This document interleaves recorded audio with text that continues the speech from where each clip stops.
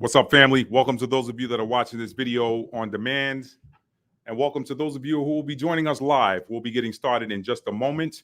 You're watching another weekend edition of Maddie's Rap Live with author and storyteller Matt D. Talford. So we're going to kick this video off like we do always. We're going to start with a little bit of music, all right? And I might have two selections for y'all tonight. See y'all hanging there with me. Again, you're watching Maddie's Rap with author and storyteller Matt D. Talford. Let's get it queued up for y'all, family. Got a hot show for y'all tonight. I know y'all gonna want to know, what's going on, Matt? What's going on? I'm gonna let you know what's going on. We're gonna talk about that here in just a minute, family. Here we go. As soon as I am network connected, and it looks like I'm network connected. So let me get this party started. Here we go. Welcome, y'all. Come on in. What's up, Anye's Intuitive? What's up, Anye? Here we go, family. Let's get this party started, family. Let's get it started. And y'all know, let me say this real quick before we get started, because I know y'all don't see me wear this all the time. I'm not rude. I just have the balls to say what everyone else is thinking. All right. And listen, for those of y'all that are wondering, looking at this camera, that's not belly fat. All right. Give me a break. That's not belly fat. Now, let me get this party started with a little bit of music. We're going to kick it off like we always do. Welcome to those of you that are first-time watchers, and to my A1 Day Ones and my new subscribers and my returning subscribers, family. I love y'all so much. Thank you. Bernadette, what's happening? Good to see you. Hadn't seen you in a while. Good to see you. We're talking about a hot topic tonight, but we're going to start off with a little bit of Prince, A Sign of the Times, y'all, because we living in some times, family. Let's get it cranked. Crunk. Let's get it crunk, family. Here we go. All right, I'm going to refill the water. I'm going to step away, refill the water, family, and we're going to get this party started. Y'all check this out. YouTube, we're showing this off your platform. This is not my music. I do not own the rights to it, all right? And since I'm not monetized, it is what it is. I'll be right back, family. Skinny man died of a big disease with a little rain. By chance, his girlfriend came across a needle, and soon she did the same. At home, there are 17-year-old boys, and their ideal fun is being in a gang called the Disciples, high on crack, toting a machine gun.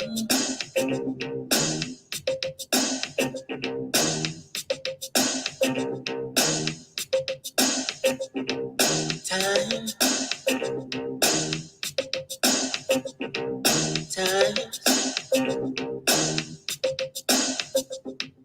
Hurricane Annie ripped the ceiling off a church and killed everyone inside. You turn on the telly and every other story is telling you somebody died. Sister killed her baby cause she couldn't afford to feed it. And was sending people to the moon. In September, my cousin tried reefer for the very first time. Now he's doing horse. It's June.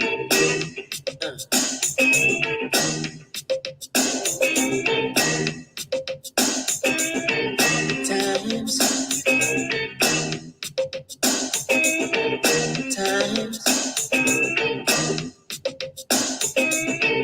Sitting on when a rocket ship explodes, and everybody still wants to fly.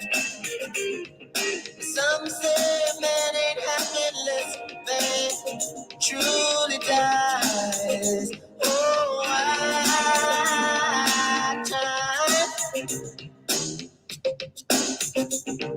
time. Baby, make a speech, Star Wars fly, neighbors should shine it home. But if a night falls and a bomb falls, will everybody see the dawn? Time.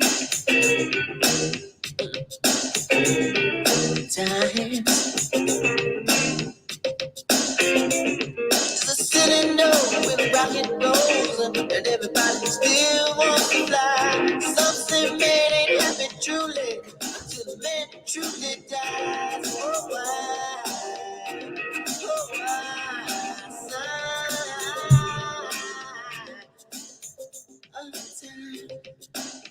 Loretta, welcome, Loretta. Welcome, Shabbat Shalom. Here we go. Thank you. What y'all know about that Prince Sign of the Times? It's a sign of the times, y'all. All this stuff that's happening in the world, it's a sign of the times, family. Yes.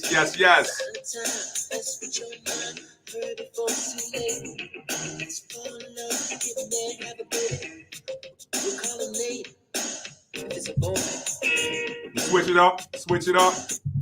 All right, turn that off. Yo, I got one more I got to play. I'm waiting. I got my phone. I left my phone at home, y'all. So I got fam bringing my phone to me. I'm going to start this real quick, and we're gonna get started. Play a little bit more of another song here for y'all. Here we go. Little Ricky Dillon. Here we go. Here we go. Let's get it crunk.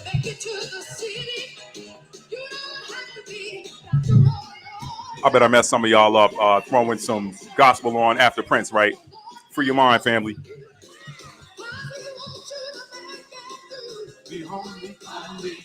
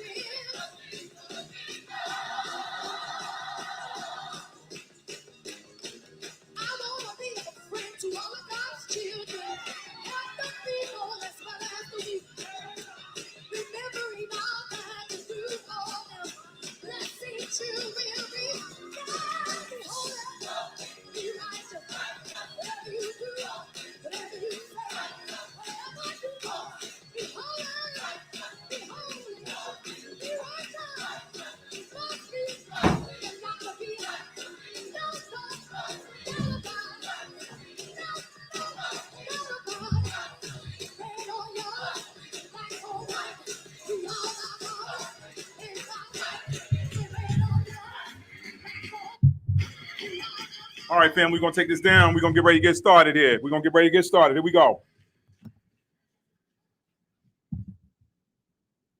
All right, family, welcome to those of you that are watching this video live, and welcome to those of you that are watching on demand. This is a special Saturday edition of Maddie's Rap Live with author and storyteller Matt D. Talford. I am so happy to be here with you guys on this Friday night. Y'all know how I do it. I get these downloads during the course of a day. I did a live a couple days ago. Thank you to those of you that were on that live. Thank you to those of you that commented. Yo, shout out to those of you who have my new subscribers. Y'all have been hitting me up offline. I'm getting emails. I'm getting direct messages. And y'all are hitting me up, letting me know how much y'all appreciate some of my older content I did like a year ago. I am so appreciative, y'all. You know, when you're out here, especially when you're an independent artist, listen, any one person telling you they like what you do is like a million. Okay, so thank y'all so much for your appreciation. Thank y'all for being here. I'm so happy to be with you guys on this Saturday night. Now, let me get this off the screen. Hang on a minute. Let me stop sharing. All right. So now, what are we talking about tonight, family? Now, y'all know I normally do a scripture edition of Maddie's Rap. That's typically all I do for the most part. Every now and then, you have a story that's trending that I want to cover, okay? This one wasn't necessarily one I wanted to cover, but the Spirit spoke to me and said, Matt, get in there and speak on this topic, okay? So what are we talking about? Put it in the chat right now. Put it in the comments. By the way, if you're coming in, please hit that like button for me. That notifies everyone and lets them know that we are online. YouTube is kind of funny sometimes with these truth channels, okay? These people, these independent journalists and people that are just basically speaking the truth and not necessarily going with the mainstream narrative or the mainstream picture of Kool-Aid, if you know what I mean. All right. So we have to help each other, y'all. We have to help each other. I'm not alone in that. There are other content creators out there that are seeing some weird things happening with their view numbers, their subscriber count. They have subscribers that are being unsubscribed. They have people who are not getting notifications when they have their notifications turned on. They'll get some notifications. They won't get other notifications. I can tell by the number of people that are in the chat room right now that I'm seeing some of that, but that's okay. We're going to go with it anyway because we know people are going to watch this video on demand because this type of thing is happening. So put it in the chat if you have heard about the recent developments in northern Israel, okay? Recent developments in northern Israel. We've got people, well, allegedly, and you can see here, matter of fact, let me bring my copy up because I write some good copy, y'all, and I think I do anyway. And I'm watching my numbers drop. You see, this is what I'm talking about. I'm down to two viewers. I know that that's a little bit suspect, but I'm just going to treat this like it's an on-demand video because this needs to be talked about and people need to hear the narrative. You guys have often heard me say this. when you have a developing story or a story that breaks that is kind of strange or hot or just like out of the blue, something big, you always have to look at what the initial reports are. Look at the initial reports. Look at what people are saying. Look at the first reports from the ground within the first 12 to 24 hours. Because I promise you, 24 hours later, that story is going to change. It always does, y'all. It always does. And it always gets, the funny thing is when it changes, it is very often very different from what it was in the beginning. It like almost like sus. You know what I mean? Like, wait a minute. That's a little bit like that's way left of what they said when the story first dropped. Like what's really happening. So, and you know, with the Western media, it's pretty much always all the same story. Okay. If you want to get the whole story, you kind of got to get pieces from over here, over here, over here. So anyway, what I wanted to do tonight, y'all, I didn't have a lot of notes. What I wanted to do is I wanted to welcome to those of you who are coming in. What I wanted to do is I wanted to come on here and try this story in the court of public opinion. Okay. We have a story that is coming out of Israel that says that Hezbollah, y'all know what's going on over there. They're the militant force, or they're called the militants or whatever. Y'all know how it is. One man's terrorist is another man's freedom fighter. That's the story. That's how the saying goes. One man's terrorist is another man's freedom fighter. For those of y'all who know American history, you know that the bluecoats, the colonials, were called terrorists by the British, but they were the freedom fighters for those colonials who lived here. It's always that way, okay? And then to the colonials who lived here and the so-called Native Americans, the people coming over from, they're wearing the red coats, the British Army, they were terrorists. So it's always, what perspective are you hearing it from, right? So anyway, let me read a little bit of this copy that I wrote in the description box. For those of you who haven't read it, I'm just going to read it anyway. And then we're going to get started opining over this story that is coming out of Israel, okay? And my title, of course, is The Rocket Attack Occurs in Northern Israel and Claims 10 Lives. Israel blames Hezbollah. Hezbollah saying, we ain't have nothing to do with that. That wasn't us, okay? Now, on Saturday, July 27, 2024, a rocket landed during a children's soccer match in the Golan Heights area of northern Israel, claiming at least 10 lives. Israeli officials are blaming the Lebanese militant group Hezbollah, who has denied responsibility. Now, family, y'all know what happens when there are opposing narratives of the same story. There can only be one truth, which typically means, as they say in the hood, somebody lying, all right? Somebody lying. We're going to find out tonight. Hopefully, I got some Scorpios and Virgos that are going to be joining in the chat, because let me tell you something. Scorpios are good at seeing the truth. They can see the lie and see the truth. And Virgos, they analyze in details. And they're going to come right back and say, you know what, such and such ain't adding up.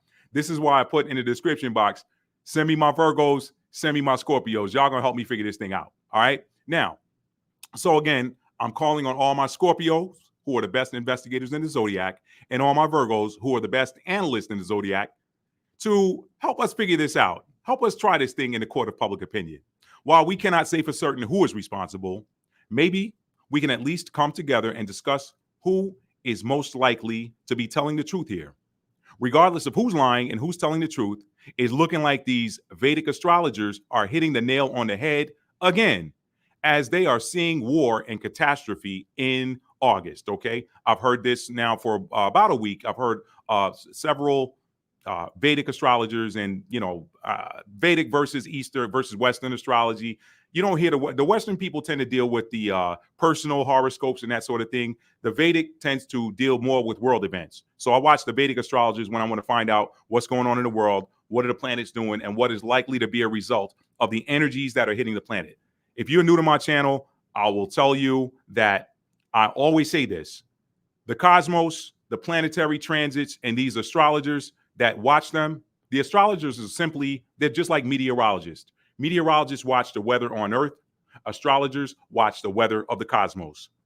In as much as rain is going to make you wet, a Mercury retrograde is going to cause communication issues, people misunderstanding.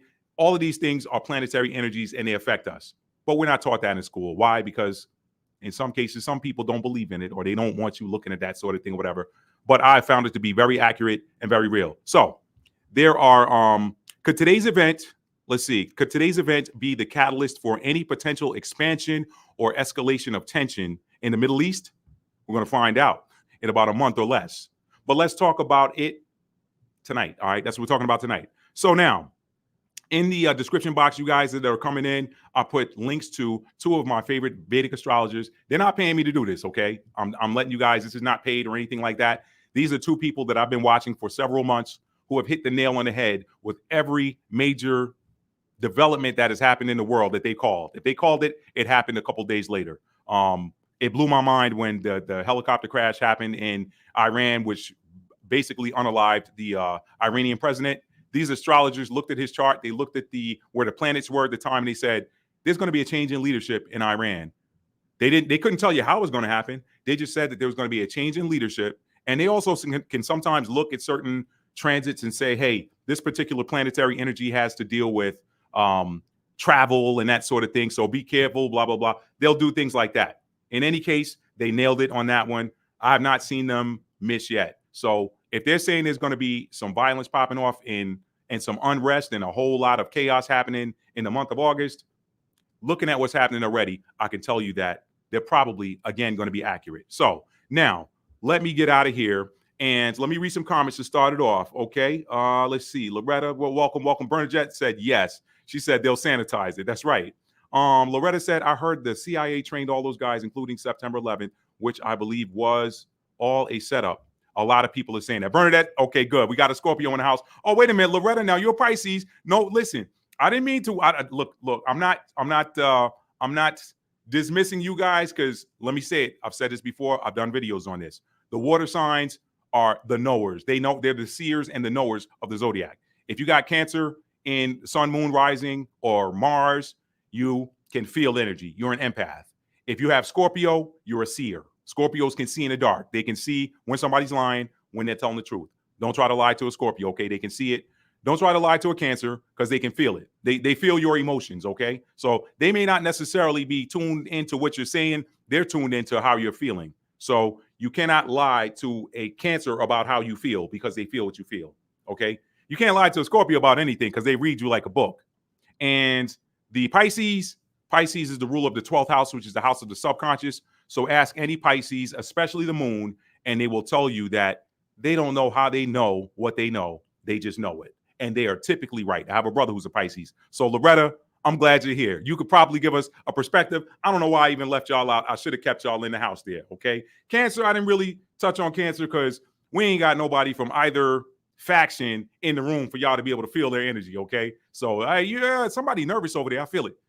We ain't got nobody in the room. So Cancers, I left y'all out of this one. Y'all go ahead and sit this one out. I'm a Cancer moon. This is why now I'm a Mars and Scorpio. So y'all gonna help me figure this out too. And y'all gonna see where we're going with this. And matter of fact, I'm gonna turn my timer on, y'all. I'm gonna put this timer on 45 minutes because I don't want this video to last longer than an hour. Y'all know how I get with my scripture edition videos. They can get engaging. Let me say that. But tonight, I'm gonna start the timer because I don't want this to go over 45 minutes. I want to stop this whole video in 1 hour. So let me set my timer, y'all. Let me set my timer for 45 minutes. And then I'm gonna share with you guys my thoughts. I'm gonna share some articles with you. I'm going to share some narratives of other people with you, and we're gonna figure this out. All right, got my timer on, 45 minutes. Now let's talk, family. Let's talk. Let me begin by sharing a video with you guys, okay? For those of you who are unaware of what took place in northern Israel, I'm going to share a video. We're going to kick this off, all right? We'll kick this off right now. All right, let me close this one. We're done with the music. Prince Sign of the Times, that was the right song for this, all right? Let me go ahead and share the screen, all right? And let's do this on Omni. Let's move my microphone. And let's get this party started, family. Thank y'all for being here tonight. Thank y'all for being here. I know it's a Saturday night. You know, this isn't I typically don't do Saturday night lives, but because this just happened, I was like, you know what? I was directed to come in here and do this live and talk to y'all. So we're going to talk about this story before it changes. All right. So we're going to go. Which one of these do we want to talk about? I'm going to be showing this under fair use, by the way, under the fair use doctrine. And I want to show a short one. I don't want this to be too terribly long. So let's start here. Live in Jerusalem now. John, and we can speak to John live in Jerusalem now. John, let me start with focusing on this attack that we are hearing about from Lebanon to a town in the Golan Heights of Majd al-Shams, a rocket attack. We're hearing that 10 people have died. What more do we know?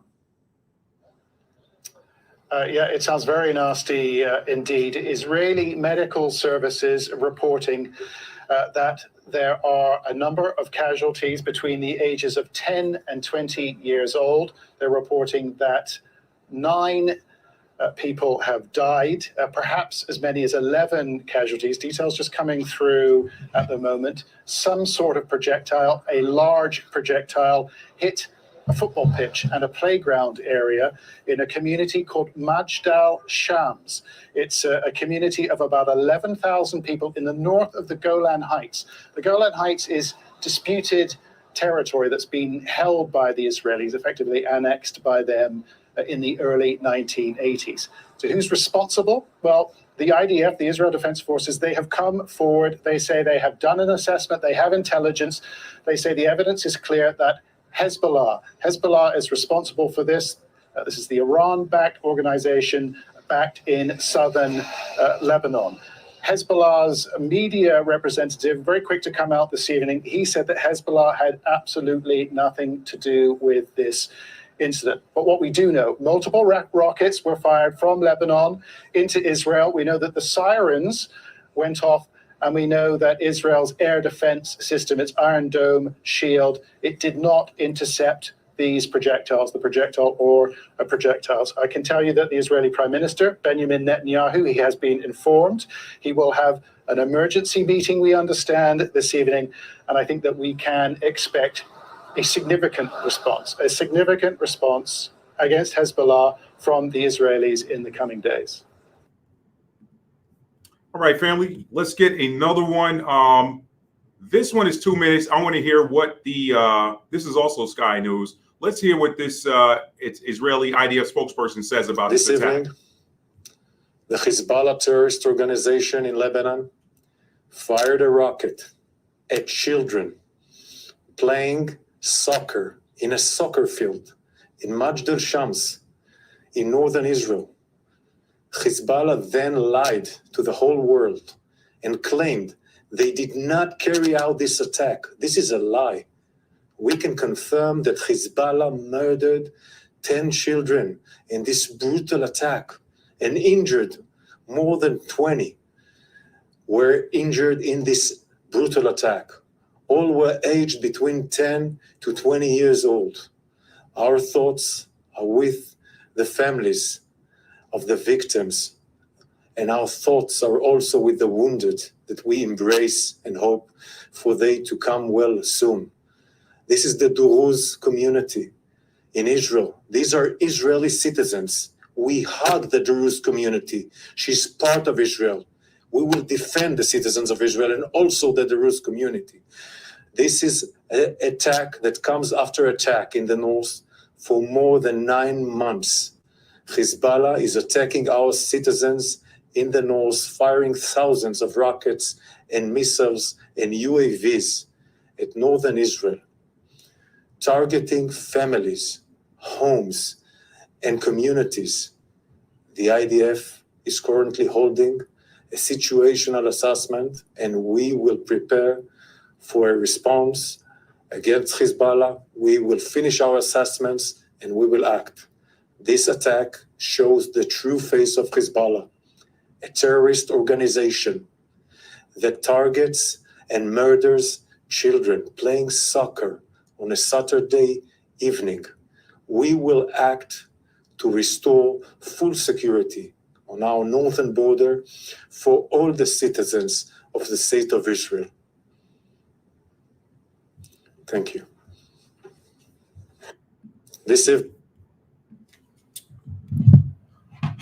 All right, family. Before I ask you guys what you think, because I sort of started, doing my own little, just in my own mind, internal investigation into this latest attack. Because again, when you have this guy over here saying he did it, and this guy over here saying, I didn't do it, it wasn't me, somebody's lying. So the question to you is, do you go with the prevailing narrative that these are the guys that did it? Or do you say to yourself, well, they're saying they didn't do it. Shouldn't we Where's the evidence that they did it? You guys say that you did your investigation and you know for a fact that they did it. Where's the evidence? Okay, that's the first thing. Now, again, I want my Scorpios, my Pisces, and my Virgos to chime in here and let's start breaking this thing down. And y'all help me out. Tell me if I'm going off a little bit with the line of thinking that I'm going down. So let me read a comment. Just had a comment that came in. Loretta said, I watch Redacted on YouTube, and this Israel military is wicked. They killed their own citizens on October to prevent hostages, which is easy happened anyway. Wicked people there. Lies so they can keep slaughtering. Okay. All right. I'm going to agree with you on that, Loretta, and I'm going to tell you why. I saw a video that I'm going to share here in just a minute, touching on that. I'm going to come back around to that. Because that's a part of what I was looking at too, okay? It wasn't by Redacted. I was watching an interview on the Jimmy Dore show. I love Jimmy Dore. For those of you that haven't checked him out, I like him, first of all, because he's funny. But number two, he does his own independent journalism. So there are two of them I like to watch. I like Jimmy Dore. I love Kim Iverson. They dig in. They tend to listen to what the mainstream narrative is, but they're independent thinkers, okay? This goes beyond journalism. These people are independent thinkers. So thank you for adding that, Loretta. Now, what can we extract from what he said? He gave you, let's see, Rick says, well, we all know who the Bible says are the fathers of lies. I'm just saying. So what I extracted from, and I forget what his name is, Goav or something like that. I forget. I know Netanyahu, but everybody else, I have to look his name up. He's a commander or something and a spokesperson for the Israeli military, the IDF or whatever. But anyway, what I extracted from that statement was the who. You always want to look at the who, the what, the when, the where, the how, or the why. Okay, we're trying to get to the why. Who were the victims? Who were the alleged perpetrators? The alleged perpetrators obviously were the Hezbollah, but Hezbollah said we didn't do it. So who are the victims? He said a soccer field within the Druze community. So immediately, what did Matt do? Matt said, well, who are the Druze people? Now, I watched a documentary on the Druze people some months ago, so I know who they are. But I'm going to bring this up on the screen for you guys because I want you guys to see who the Druze are, and we're gonna put this thing together. Druze, D-R-U-Z-E. Okay, let me bring them up. Okay, let's see.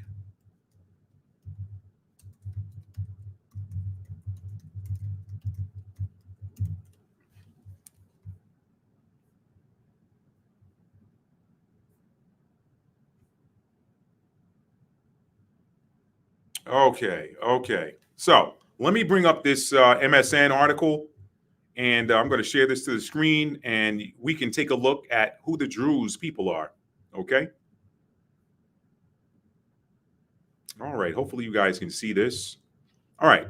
So who are the Druze? Let me see if I can make this bigger. And for those of you that are listening and not watching, I am saying Druze, D-R-U-Z-E. Now, I know it sounds like Jews, but it's Druze, okay? Who are the Druze? This is New York. This came from the New York Post 3 hours ago. Who are the Druze? They are Arab-speaking residents of an Israel town that was hit by a Hezbollah rocket that killed at least 11. Already, I'm starting to see some holes in the story, but let me read a little bit down so you guys can kind of see what we're working with here. The northern Israeli town ravaged by a Hezbollah rocket attack Saturday that killed at least 11 people, mostly children, and injured dozens of others is home to members of the Druze community. The Druze are an insular, Arabic-speaking, ethno-religious minority who originated in Egypt roughly 1,000 years ago as an offshoot of Islam.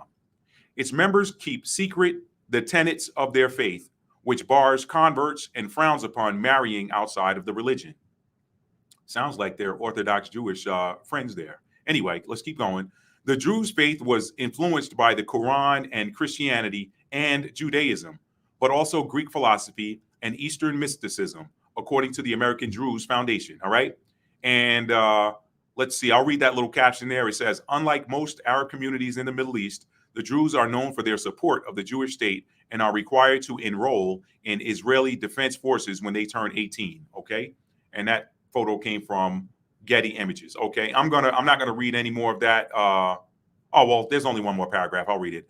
Out of the estimated 1 million Druze living in the world today, roughly 10% of them, or 15% of them, 152,000 reside in Israel, making up 1.4% of the nation's population, according to the Central Bureau of Statistics. Unlike most Arab communities in the Middle East, however, the Druze are known for their support of the Jewish state and are required to enroll in the IDF when they turn 18. All right. Looks like I can continue reading. There's an image of the soccer field that got hit by the rocket. Let me see if I can zoom in on that for you guys. All right. There's a photo. And let's see. Just some more photos of what happened. All right. Here we go. Here we go. All right. The community spiritual leader Sheikh Muafak Tarif, however, lashed out over the ongoing violence in the north with Hezbollah that led to the brutal and murderous attack on a soccer field in Majdal Shams in Golan Heights, which Israel seized from Syria in the 1967 war. All right. I'm not going to read any more of that. I'll just show a couple more images. And I think that's it. All right. So let me stop sharing. Now, already, there's a reason why. I tell you guys with every what, there's a connected why. There's a reason why I wanted to go and look up who this was. Now, I always say this, when someone is going to present you with a story, they're typically going to give you enough to go on and do your own homework, okay? Got a comment that just came in. I'm going to read that comment now. Bernadette says, I'm inclined to believe Hezbollah didn't do it either. Israel loves playing the victim by creating their own victimization and then blaming others. Wow. See, this is why I expressly wanted your water signs in here, because water can see. All right. The water signs are the seers. They're the seers and the feelers. Thank you for adding that, Bernadette. Scorpio energy in the house. Now, let me show you where I'm going with this, family. How much time I got on my timer? Okay. Timer says I got 31 minutes left. All right. So here's the deal. Here's why I wanted to look that up. The first thing that came to my mind was, well, God, I wanted to see images. I wanted to know who did what. I listened to the statement. They said the Druze people. Immediately, because I had seen that documentary some months ago, I said, the Druze people aren't the typical run-of-the-mill Israelis that we see when we, see people, that do Israel tourism and that sort of thing, or people, just documentaries or whatever. They're not the typical people that we see. We're typically seeing European-esque Jews, or every now and then you'll see the Ethiopian Jews, but we don't see the Druze.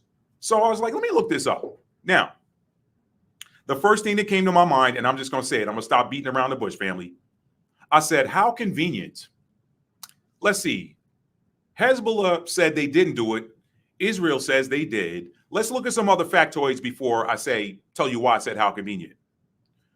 This comes a couple of days after Benjamin Netanyahu, or as another YouTuber I watch, Big Judah, shout out to you, Big Judah, says Benjamin Netanyahu, not a Jew.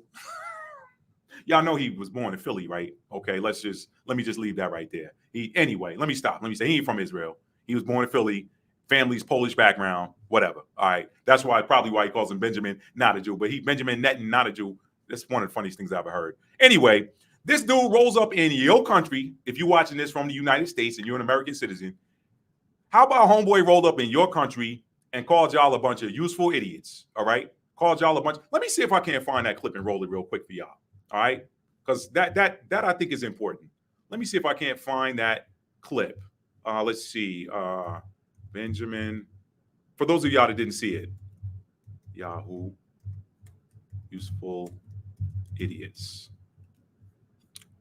You know what? Let's do this. What's his name? Benjamin Netanyahu. I think that was Danny Haifong's channel. Let's see.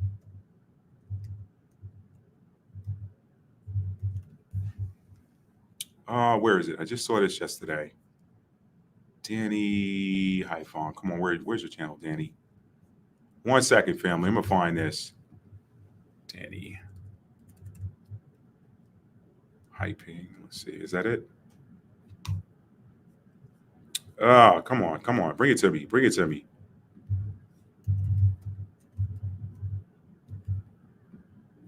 All right, he just dropped this yesterday. Yep, here we go, right here. Let me share this to the screen, family. Hang on. Economy.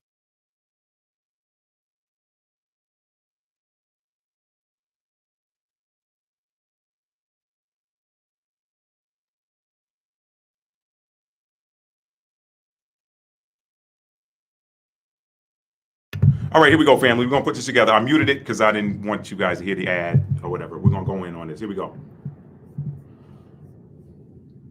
Examples. There's no shortage of examples of reasons why we as people in the United States, living in the United States, Americans, why we might feel disdain, shame about the behavior and actions and policies of our government, notwithstanding the scripted applause, as you were remarking on, Scott. But Netanyahu several times went after people in the United States protesting not only his speech, but of course his overall genocide. Here is one of those examples of what he had to say, tying it into, as always, his lust and thirst for a broader war with Iran. For all we know, Iran is funding the anti-Israel protests that are going on right now outside this building. Not that many, but they're there, and throughout the city. Well, I have a message for these protesters. When the tyrants of Tehran, who hang gays from cranes and murder women for not covering their hair, are praising, promoting, and funding you, you have officially become Iran's useful idiots.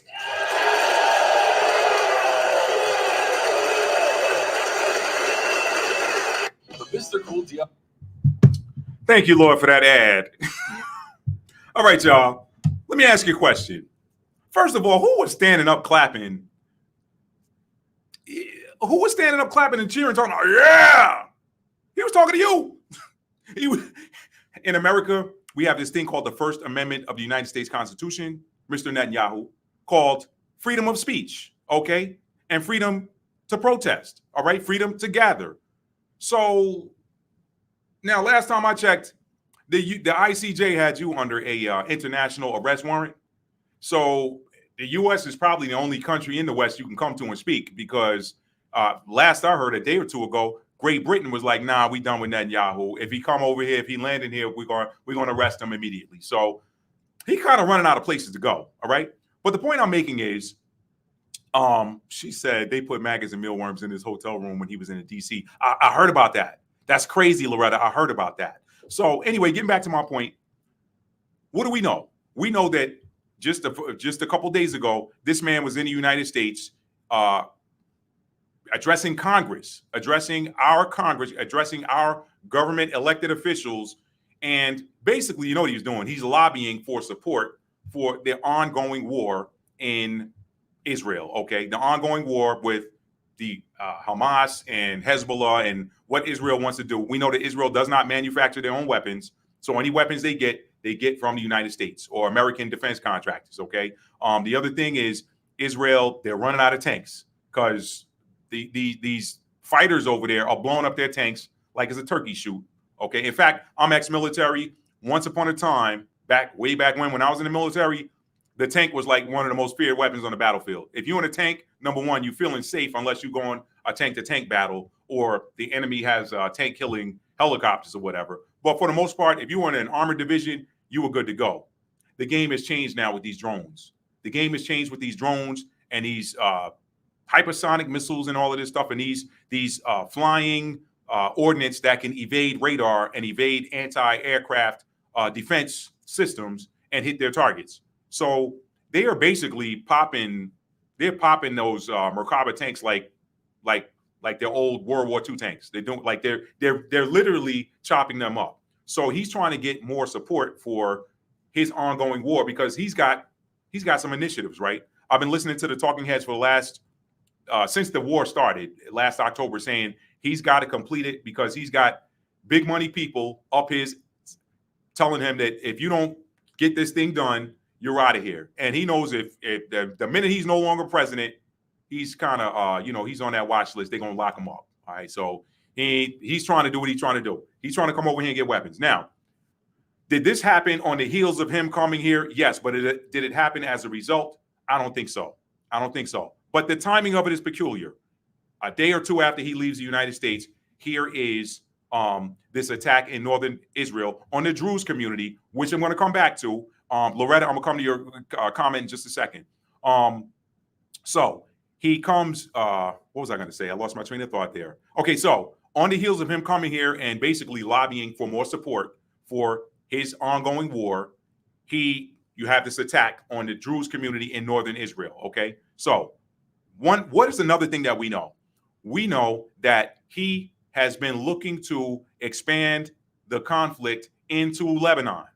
He wants to put boots on the ground and go after Hezbollah, which, you know, if you're a military, at some point you got to go in there and get the guys that are lobbing, you know, ordnance at you. At some point you got to go in there. Like, if you can't get to wherever their batteries are, they're going to keep doing it. This is basic military 101. Anybody who's been in the military knows this. I'm not pro-Israel. I'm not pro-Hezbollah. I'm just here telling you as a former veteran, okay? I was an infantry medic, so I kind of know how infantry operations work.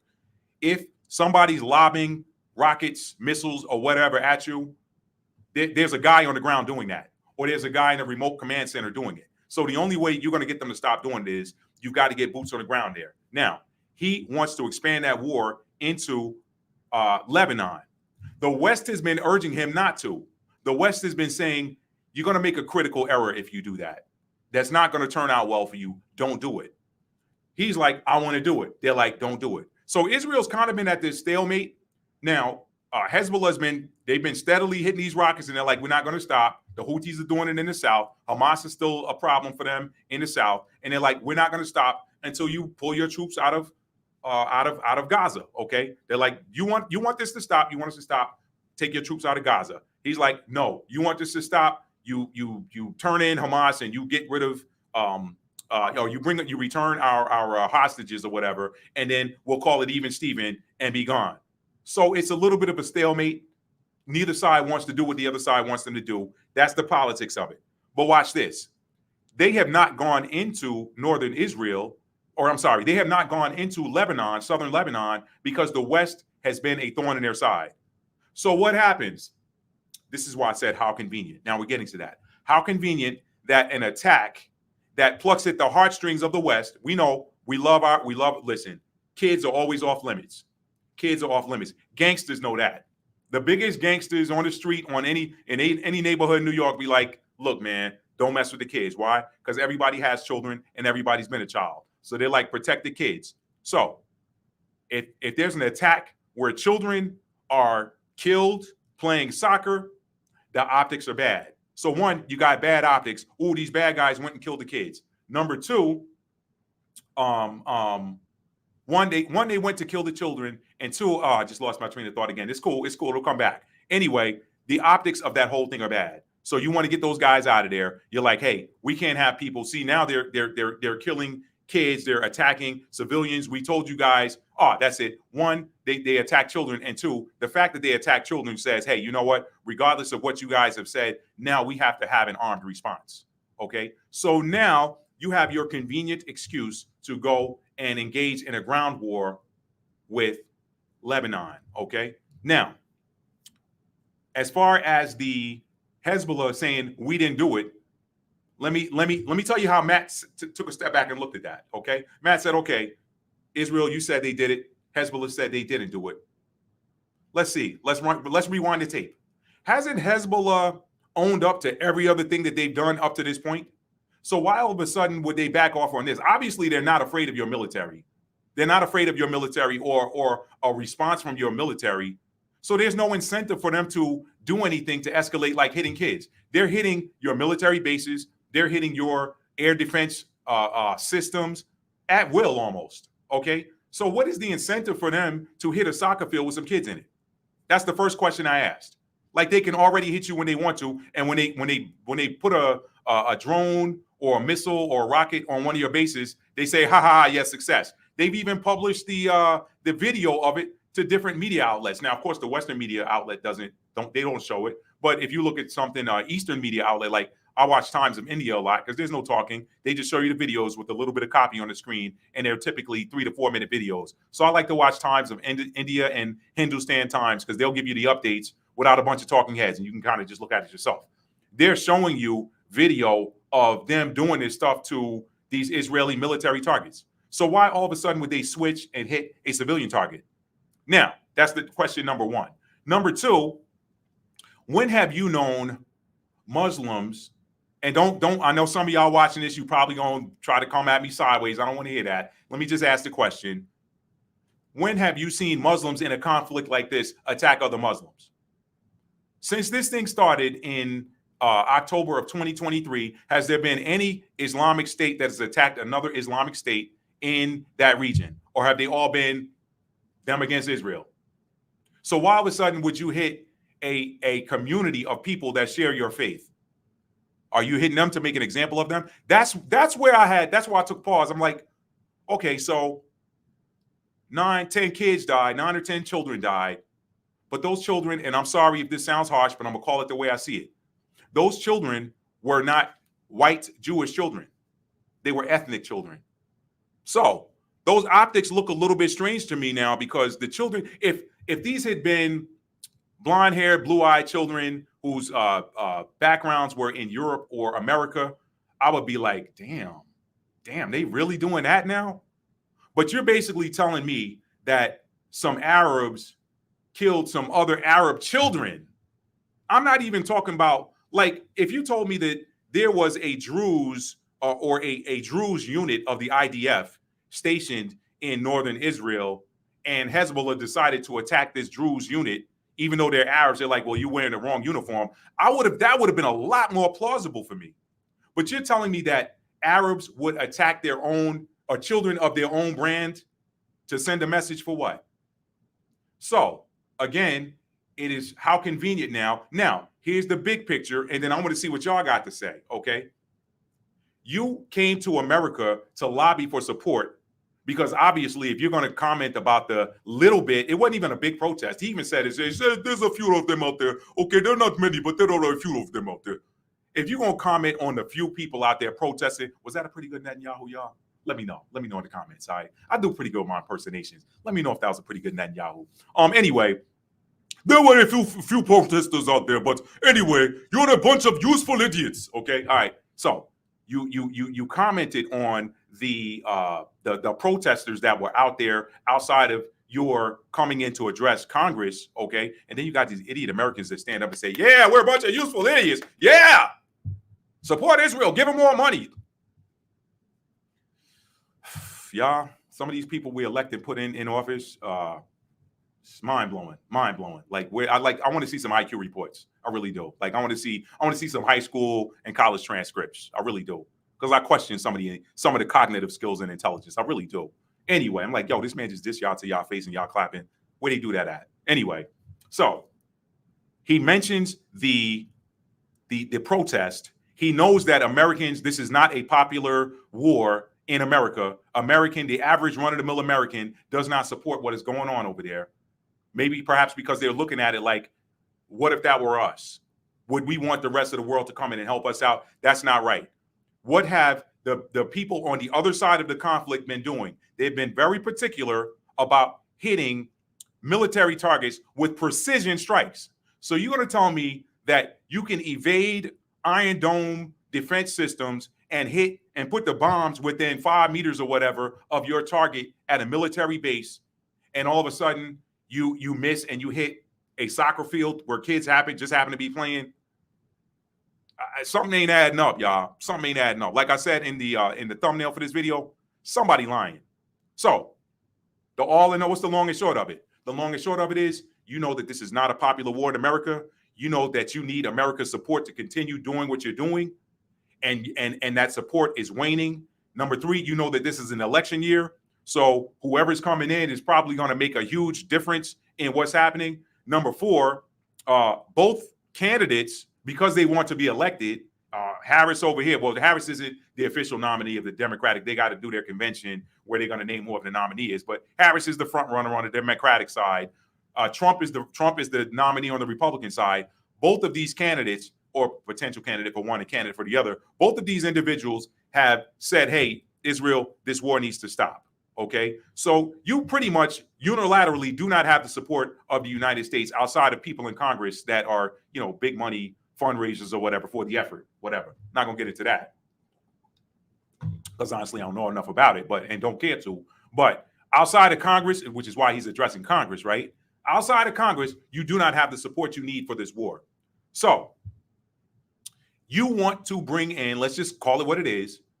They need America and perhaps even Great Britain to join forces with them for them to be successful in a military conflict that involves that entire region. If you want to win against Hezbollah, Hamas, and the Houthis, you have to have full-scale involvement and the full might and weight of the United States military and the military of the United Kingdom and possibly France and Germany and whoever else will throw in money, troops, and weapons to help you defeat who you have classified as the enemy.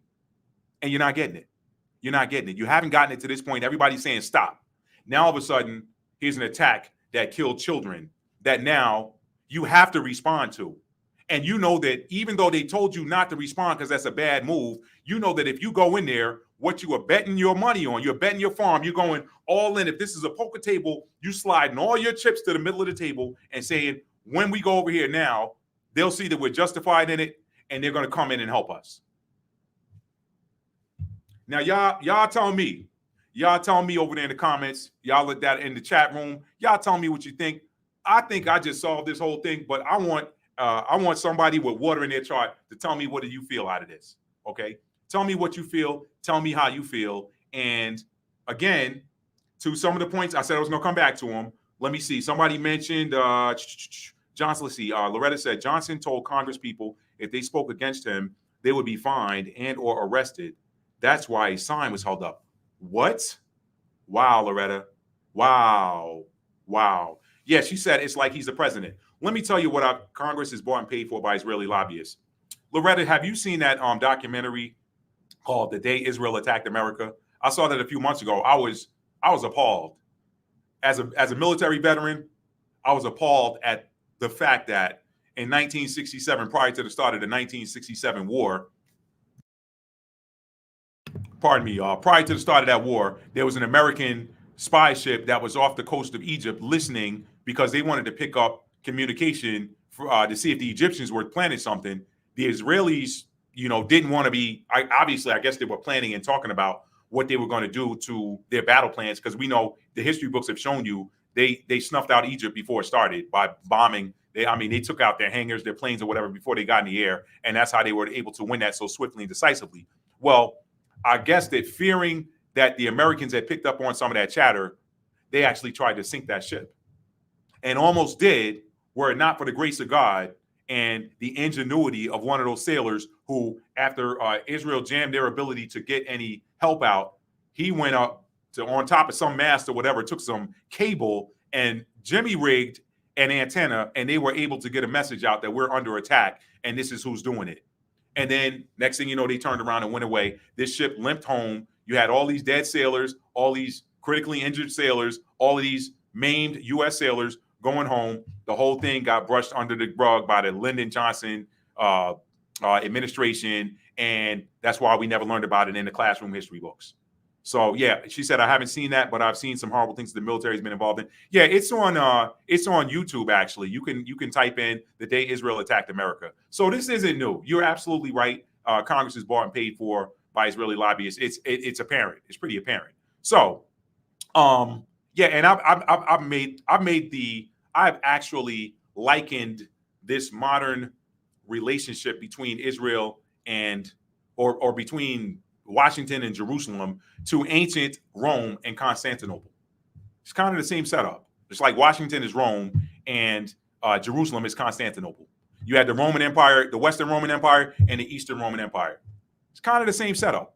When you know Bible prophecy, when you know how to properly parse and decipher the book of Revelations, you know that this is the revived Roman Empire that we live in.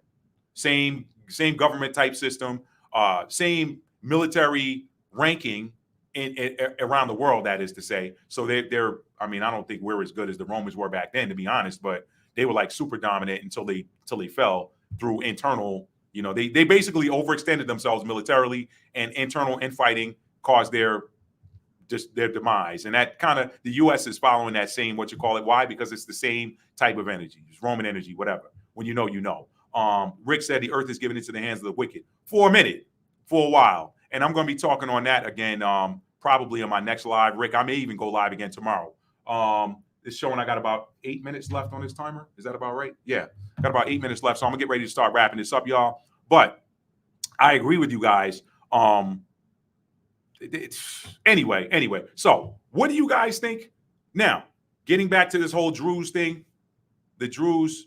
I hate to say it, but this is where I was going. I may run a little longer than the 8 minutes. Let me share this video with you guys. This was Jimmy Dore, and this was to. Let me see who made that point earlier. Was that Loretta or was that Bernadette?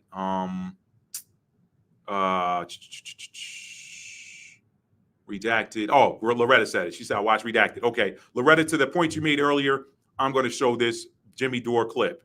I'm not going to show the whole video. I'm showing this under fair use. I'll show maybe a couple minutes of it, and you guys can watch the Jimmy Dore show and watch this video at your own leisure.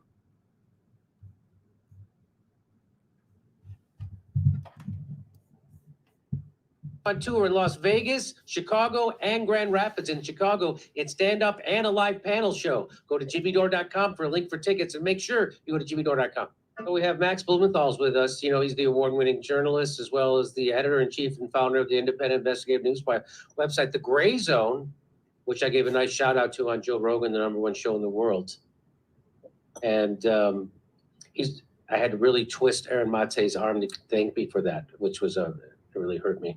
He's also the best-selling author of several books, including Goliath, The 51-Day War, and The Management of Savagery. It's Max Blumenthal.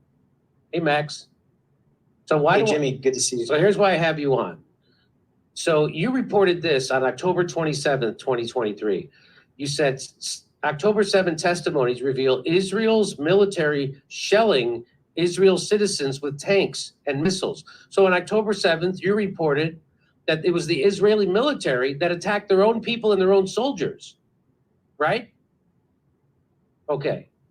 Yes, and you know, followed up on this with several other reports that were way ahead of the Israeli media on the Israeli military killing Israeli citizens in large numbers on October 7th, and doing so deliberately. And so when you reported that at your website, The Gray Zone, you got smeared by Haaretz, which is the Israeli newspaper, and it says masterclass in manipulation, exposing Max Blumenthal's lies about Israel on October 7th. The Gray Zone editor has a history of denying war crimes, so it's no surprise he provided a piece that very selectively uses facts, includes purposely edited quotes to change their meaning, and grossly plays down their atrocities. Now, why is this important? Why do I bring this up? Well, here's one more. I'll show you why. You got smeared by the Washington Post. The Washington Post published not one, but 2 live-filled smears of us for helping expose the Hannibal Directive scandal. First by the anti-Palestinian neocon, what is it? Her name, Liz Dwoskin? Liza. Liza Dwoskin. I can't believe she would lie. Look how pretty she is. She look all right. Innocence. She look all right. Come on, bro. I bet she just works with the security agencies teaching them breathing techniques and yoga. I mean, she look all right. She look like she a lie. She ain't fine enough to not lie. She look like she a lie. Come on. Nothing about deceiving her own people, right? Along with everyone else. You go then by the mendacious CIA stenographer Joseph Men, who falsely insinuated Iran and Russia were directing our factual reporting while clamoring for the criminal prosecution of our editor, Wyatt Reed. Wow. Where's the accountability for these journalists? Well, there isn't going to be any. But why do I bring all this up, this old reporting of yours, and the fact that you were smeared for being accurate? Because now Haaretz is also echoing what your reporting said back in October. Now, after smearing you for months and months, now IDF ordered Hannibal Directive on October 7th to prevent Hamas taking soldiers captive. There was crazy hysteria and decisions started being made without verified information. Documents and testimonies obtained by Haaretz reveal the Hannibal Operational Order, which directs the use of force to prevent soldiers being taken into captivity, was employed at 3 army facilities infiltrated by Hamas, potentially endangering civilians as well. So what they did was, by the way, the best way to prevent your own soldiers from being captured is to kill them, obviously. That's what the Hannibal Directive is, and it invented in like 1986 after Hamas had captured some Israeli soldiers, and the soldiers didn't shoot at them because they didn't want to kill their own people. Well, then the Israelis, they were like, hey, go ahead, kill our own people. That's called the Hannibal Directive. And not only did they kill their own soldiers, Max, they also killed their own civilians, correct? Is that Hannibal after Hannibal Lecter from Silence of the Lambs? Like, somebody let me know in the comments. I don't know. I haven't looked into it. I want to know. I'm just curious. Deliberately, because one civilian, one Israeli soldier, Gilad Shalit, who was captured in 2006, was exchanged 5 years later for 1,200 Palestinian prisoners, Palestinian captives. So for the Israelis, that's just politically devastating. So they would rather slaughter their own soldiers and civilians. So here is a colonel from the IDF, and it's translated. This is what he says happened on October 7th. So this is. So this guy's name is Naf Erez. Yeah. He's an Israeli colonel. And he said it was a mass Hannibal, meaning the Hannibal Directive. It was a mass. It wasn't just they just killed a few. They killed mass of people. That's how I'm interpreting it. Is that how you interpret that? Absolutely. And that's what was corroborated in this new Haaretz report, which I basically already reported back in October. So here, I'll play this for you. This is an Israeli colonel. Here we go. What we saw here on October 7th was mass Hannibal. There were many openings in the fence, thousands of people in many different vehicles, with hostages and without. So this woman who survived the attacks has also accused the Israeli army of invoking the directive. They killed hostages. Hang on, let me back it up. He says, understand, they killed hostages.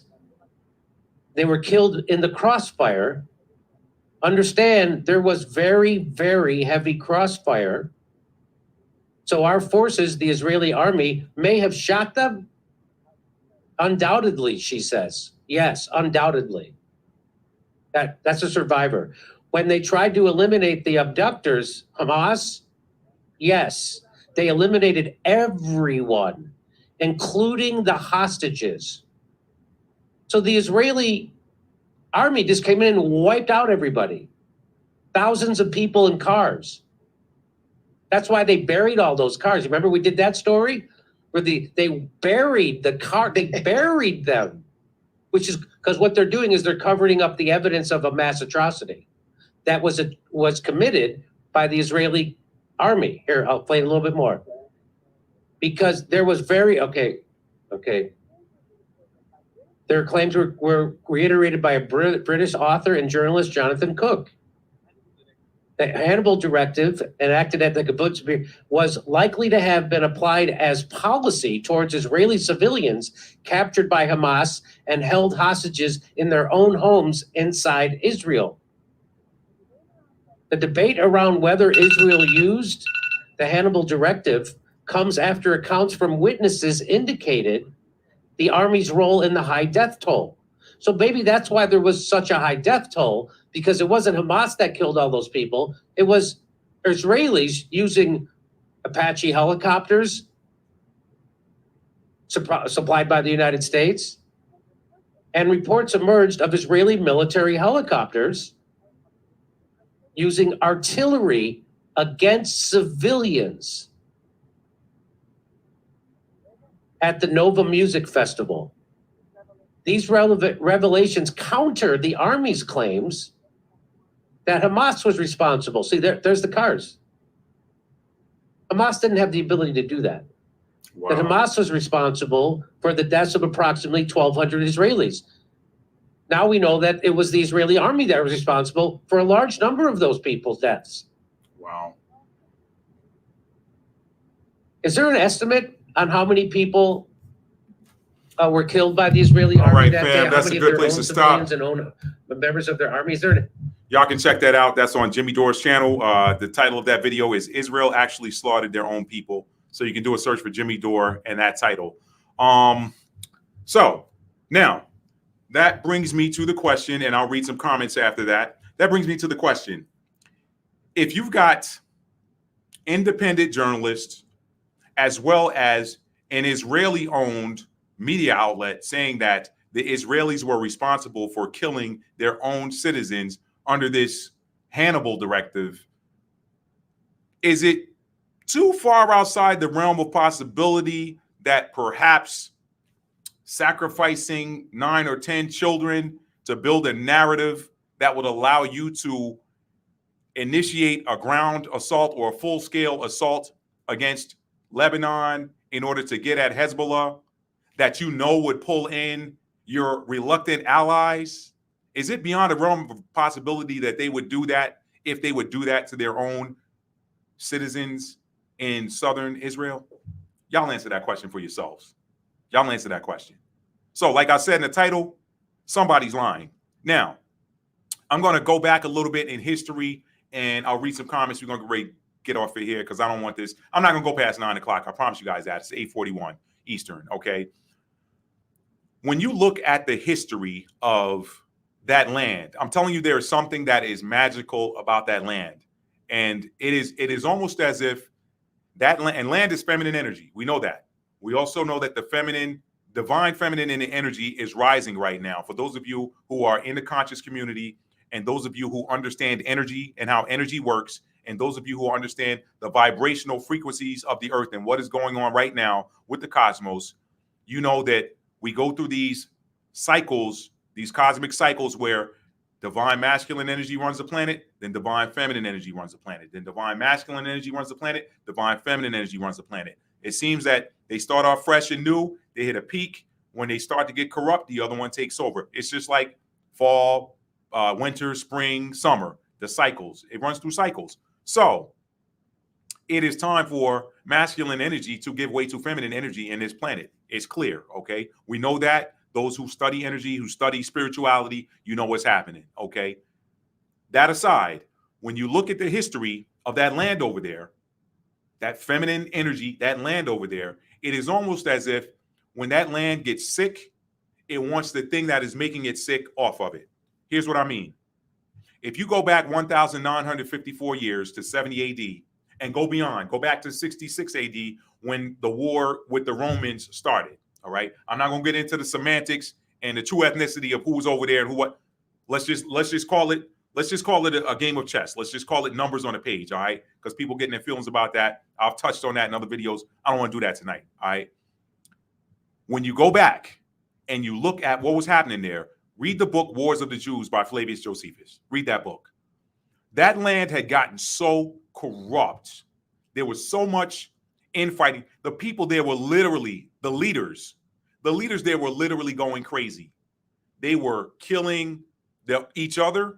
They were killing their citizens. The citizens were fighting against citizens. They were fighting against the Romans. The Romans were fighting against them. And we know what happened. By the time Jerusalem fell in 70 AD, I've looked at a couple of different computer models, astrological computer models. The North Node was in the sign of Aries. Aries is the energy of war. The North Node was in Aries the last time Jerusalem fell in 70 AD. The North Node is in Aries, okay? And it's almost like, and I did another video. I talked about the Middle East. And for those of you that have seen Lord of the Rings, you'll appreciate this. I don't know if you saw that live I did last year, but I was talking about the link between Lord of the Rings, the Lord of the Rings trilogy, and the Middle East. With Israel especially, okay, that land. It is almost like that land is like that ring in Lord of the Rings, where it just grabs you and you want to own it, and you turn into Schmeagol and you're like, my precious, get me back my precious. Those of y'all that have seen the movie, y'all know what that is, okay? It's like people go crazy over that land and just start doing crazy stuff. And it increases until they self-destruct and they're off of it. We know what prophecy says. I just touched on that in my last video. Y'all go and watch the live I did a couple nights ago where I was breaking down the link between the warning that Apostle Paul left and modern day Israel and the conflict that's going over there. If y'all haven't seen it, go check it out. I broke that down in scripture and showed it to you. Okay, showed it to you up close and personal.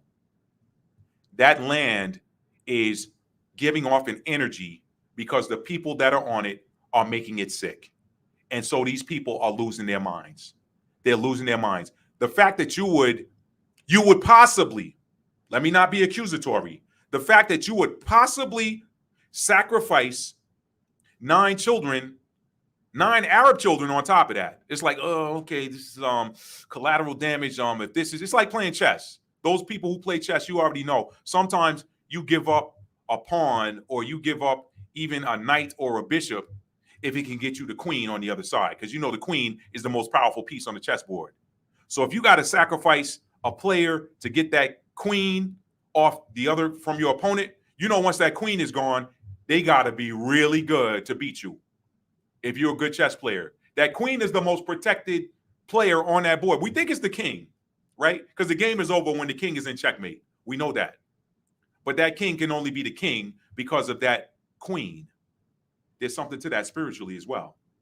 This is why feminine energy is so suppressed. I just watched a video with this new Iranian leadership now. They're really cracking down on women wearing their hijabs in public. They don't want women showing their hair. But I do recall reading a scripture years ago that said the glory of a woman is her hair. If that's the glory, why shouldn't it be shown? If you're going to crack down on women and force them to cover their hair up, why not just make them shave their head and go out without a cover on, right? I mean, let's call it a thing. Let's call a thing a thing. This is what I'm talking about. There's something about that feminine energy is spiritual. Just like the water signs in the zodiac. The water signs are feminine energy. Water and earth is feminine. Fire and air is masculine. So that feminine energy, why that feminine energy is the link, direct link to the cosmos. That is direct link to the cosmos. Things that are conceived in spirit are manifest in the physical. Spirit, feminine, physical, flesh, masculine. So if you want to get spiritual with this, this is the corrupt masculine energy whose time it is to give up the seat of power on the earth, doing whatever they got to do to try to hold on to it. But I'm getting way away from the title of this video. The rocket attack in northern Israel claims 10 lives. Israel blames Hezbollah. Hezbollah denies it. Somebody lying. Now, from what I've broken down, I'm getting ready to get into the comments. I see a number of reasons why Israel, that particular attack would be beneficial to Israel. There's no benefit in that attack to Hezbollah. What's the benefit? What's the benefit when you can already hit them with precision munitions and you've only been hitting military targets up to this point? Well, all of a sudden, would you switch up and hit something civilian?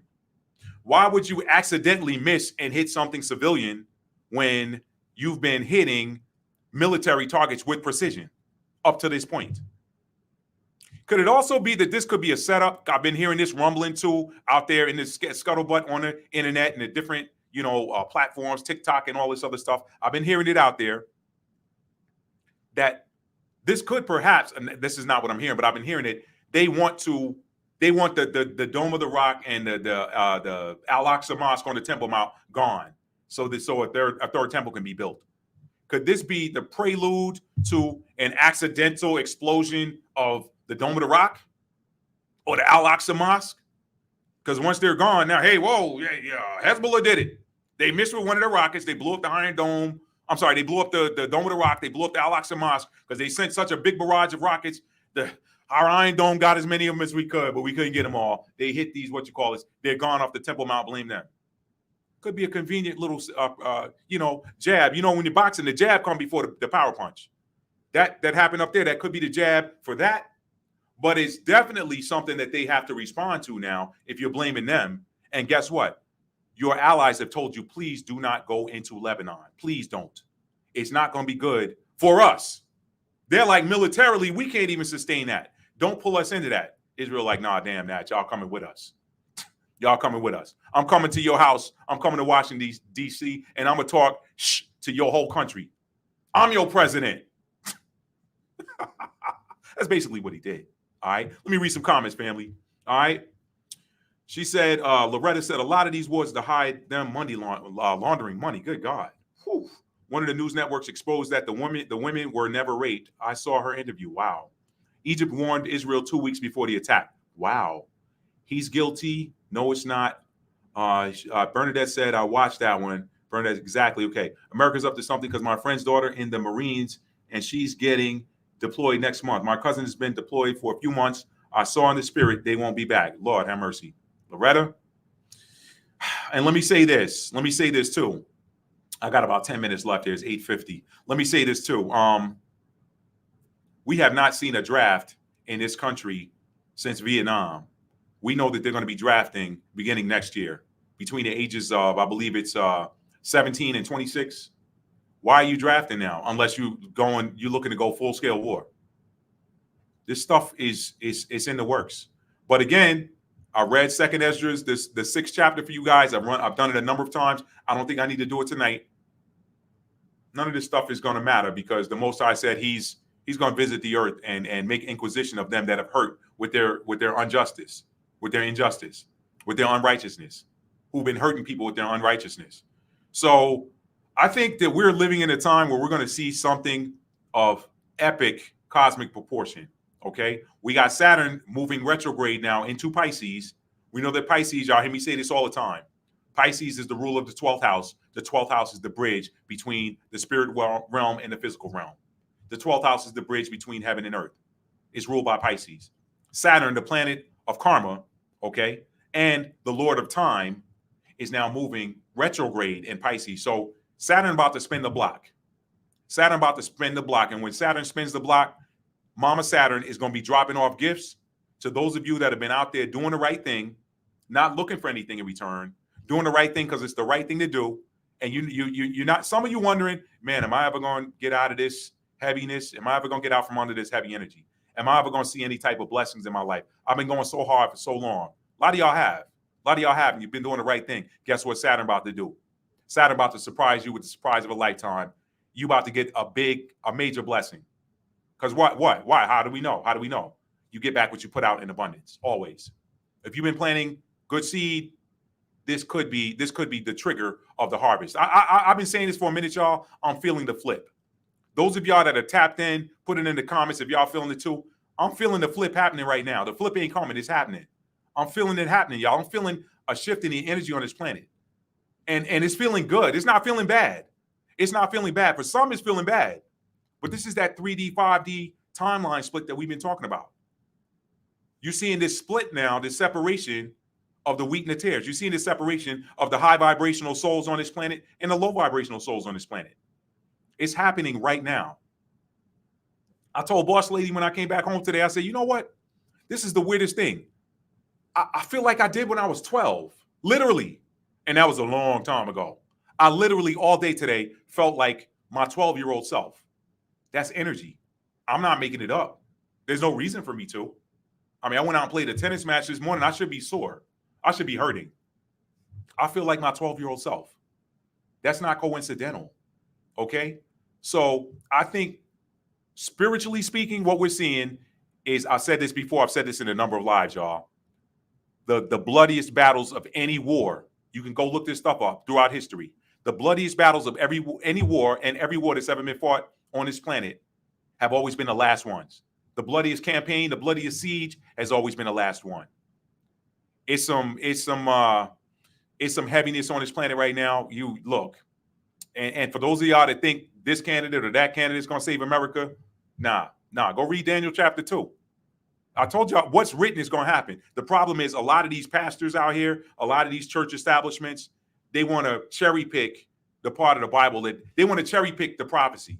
They want to cherry pick, oh, this prophecy, it happens, but if it's got you on the wrong side of it, you don't want to read it. You don't want to read it because deep down inside, you know who you are. Deep down inside, you know who you are. The righteous know who they are. The children of Israel know who they are. The non-children of Israel know they're waking up too. They're waking up to who they aren't. Jeremiah 16 and 19. And you know what? The Most High said, I'm going to read a couple of scriptures and we're going to get out of here. I got 5 minutes. Y'all know this ain't going to be a Maddie's rap if I don't read some scripture. Let me read. I'm going to be a little redundant, but let me read some scripture here, y'all. Let me read a little bit of scripture. We're going to get off of here because I'm going to show y'all what's coming. Okay?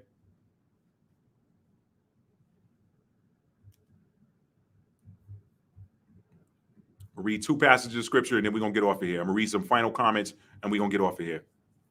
2nd Esdras chapter 6. All right. I'm going to start at verse 7. Nope. I'm gonna read this whole chapter. 6, not the whole chapter. Verses 6 through. I'm gonna skip around. Verse 6, chapter 2. Oh, no, sorry. 2nd Ezra chapter 6, verse 2. It reads as follows: Before it thundered and lightened, or ever the foundations of paradise were laid. This is the Most High speaking through the angel here. Before the fair flowers were seen, or ever the movable powers were established. Before the innumerable number or multitude of angels were gathered together, or ever the heights of the air were lifted up. Before the measures of the firmament were named, or ever the chimneys in Zion were hot. And the chimneys are volcanoes, y'all. For those of y'all that don't know what chimneys means in that context, it's volcanoes. And before the present years were sought out, and or ever the inventions of them that now F up were turned, before they were sealed that have gathered faith for a treasure, then did I consider these things, and they all were made through me alone. This is the Most High talking, and through none other. By me also shall they be ended, and by none other. So ain't no military on this planet gonna destroy the earth. Ain't no country on this planet gonna destroy the earth. They ain't got enough buttons for no footballs or suitcases to launch enough nukes to blow up this earth. They ain't gonna happen. It's not gonna happen. It's written. And God said his word doesn't return void. Isaiah 55:11. Okay. Verse 7. Then I answered and said, what shall be the parting asunder of the times? What's a parting asunder, y'all? A split. What did I just say? What are a lot of people in the spiritual community talking about right now? A split. A split. What did the Messiah talk about in the book of Matthew? 2 in the field, one taking the other left. 2 in the bed, one taking the other left. That's a split. That is a split. Some people looking at that like it's a quote unquote rapture doctrine. Look at it how you will. In either case, it's a split. Okay. I don't feel like arguing with nobody tonight. Let's see. Verse 7 again. Then answered I and said, what shall be the parting asunder of the times? Or when shall the end of the first and the beginning of it that followeth?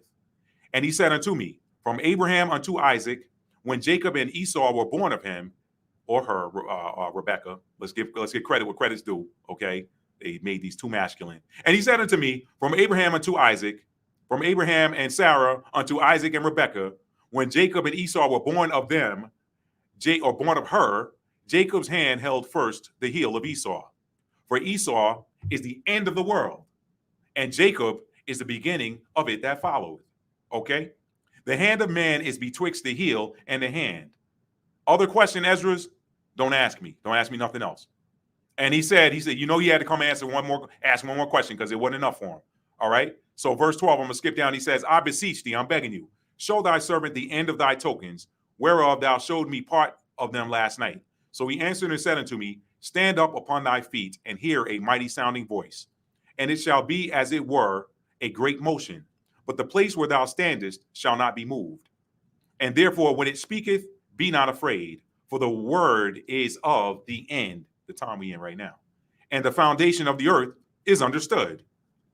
And why? Because the speech of these things trembleth and is moved, for it knoweth that the end of these things must be changed. And it happened that when I had heard it, I stood up upon my feet and hearkened, and behold, there was a voice that spake, and the sound of it was like the sound of many waters. And it said, behold, the days come that I will begin to draw nigh and to visit them that dwell upon the earth, and will begin to make inquisition of them, and what they be that have hurt unjustly with their unrighteousness, killing 9 kids on a soccer field on a Saturday afternoon. All right. What they be that have hurt unjustly with their unrighteousness, and when the affliction of Zion shall be fulfilled, and when the world that shall begin to vanish away shall be finished, then will I show these tokens. The books shall be opened before the firmament, and they shall all see together. Okay. So you're going to open the books. Everybody going to see what everybody did. Everybody going to see the truth. The truth is knocking on the door now. The truth is coming out every day. Somebody said they did it. Somebody said they did it. Who is it more advantageous to hit some kids on a football field? If Hezbollah been owning every strike they've hit on that country up to this point, why would they not own this one? Because there's kids involved and they're scared of you. They're scared of your response. They're not scared of you. In fact, they're not scared of the United States. They're not scared of Great Britain. That whole region been calling all of them out. They've been like, y'all, come on. We got something for y'all. Come on. And by the way, Russia got our back too. Y'all come on. Y'all come on. Y'all want to try this? Y'all ready? Come on. Y'all been doing too much over here in this country for too long. Y'all been doing too much in this region for too long. Y'all come on through. They've been calling them out. So why would they be scared that you're going to retaliate, that America or Great Britain going to retaliate because some kids got killed? Nah, they've been owning it the whole time. Why would they not own this? I'm just saying. On the flip side, your own news outlets in your country are saying that you killed your own people on October the 7th. Why? Why? You did that then and blamed that on what you call it. And now everybody's pretty much watching that and like, nah, that ain't how it went down. So the same people that blamed it on Hamas and then their internal news agencies have said, nah, it wasn't Hamas, it was y'all. Y'all did that. Your own people saying it. Y'all try it. You look here. Y'all the jury. Y'all decide. Y'all decide. Okay. I'm gonna read one more scripture and I'm gonna read some comments. Okay. Y'all know this one because I read this one all the time. This is what's coming. All right. I'm gonna read 3 verses here because this is what's on deck. This is what's on deck. Where's my share button?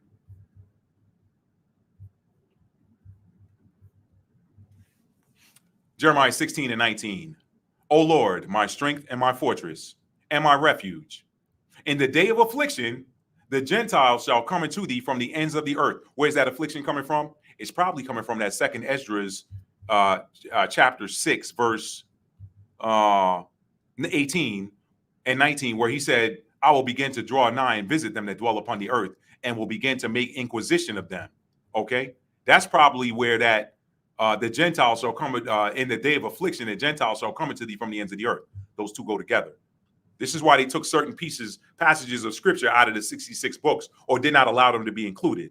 They didn't want y'all smart people to make the connection. Okay. That's where that's coming from. O Lord, my strength and my fortress and my refuge. In the day of their affliction, the Gentiles shall come into thee from the ends of the earth and shall say, surely our fathers have inherited lies. Inheritances are things that are passed down. Surely our fathers have passed down lies, vanity, and things wherein there is no profit. Shall a man make gods unto himself, and they are no gods? Therefore, behold, I will this once cause them to know. I will cause them to know my hand and my might. He said, I'll begin to make inquisition of them who have hurt with their unjustness. Or y'all know I'll be messing it up. I got to go back and look at it. I will begin to draw nigh and visit them that dwell upon the earth, and will begin to make inquisition of them, what they be that have hurt unjustly with their unrighteousness. Okay? Inquisition.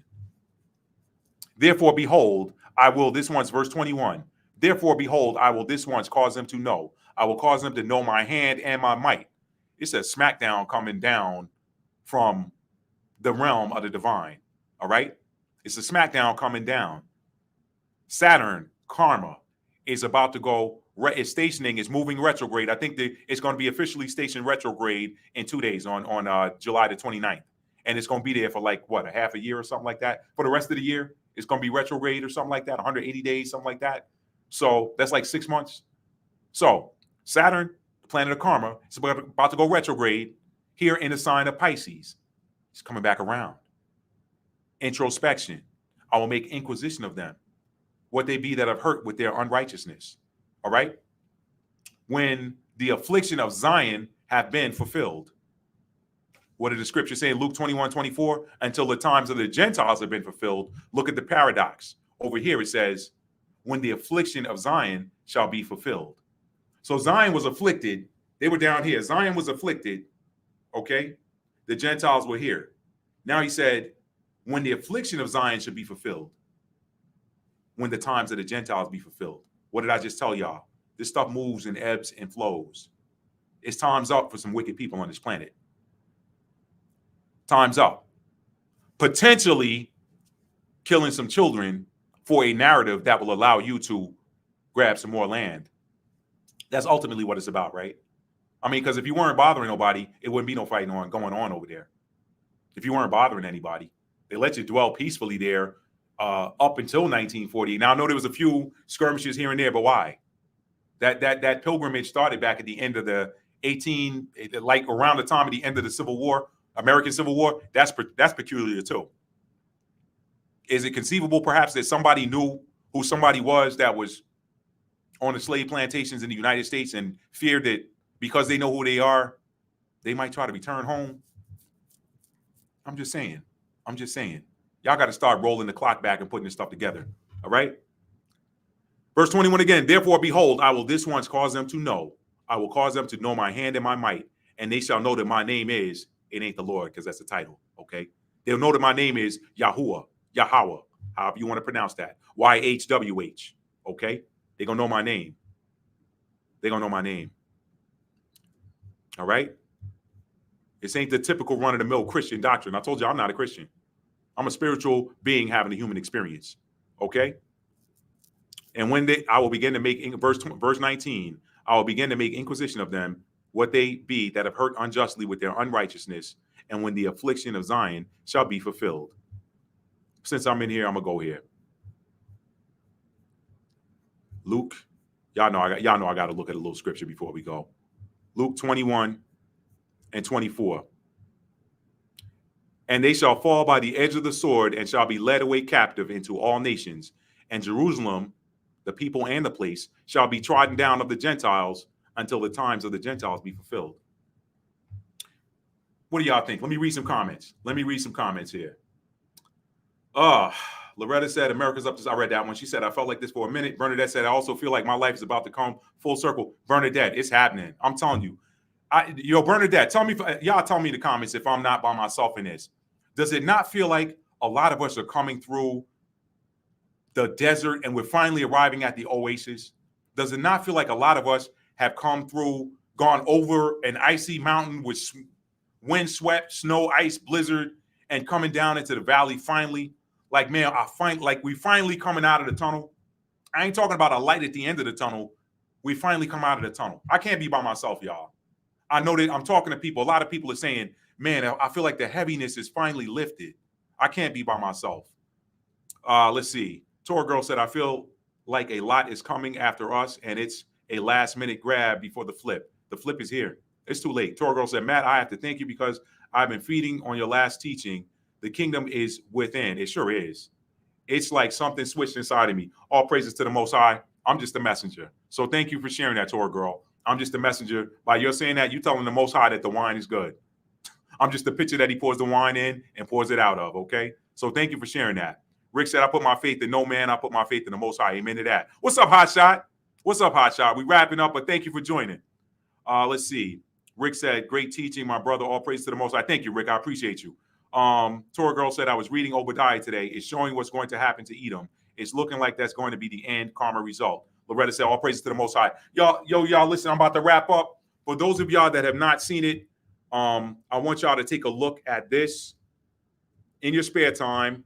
I may come back live again tomorrow, y'all. I may come back live again tomorrow.